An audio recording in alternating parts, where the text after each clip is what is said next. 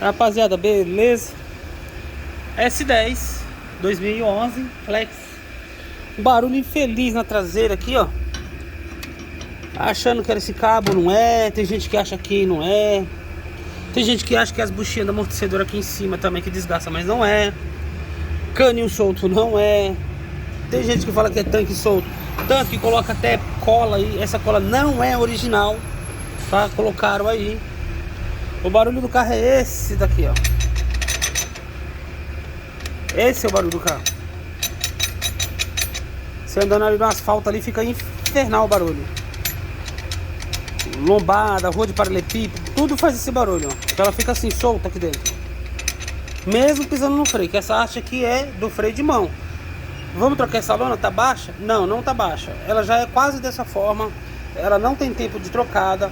É uma TRW, é uma lona boa. Então é isso aí, só isso aqui, ó. Fazer uma limpeza, trocar essas peças aqui. Essas duas hastes aqui, ó. Ela vende separadamente.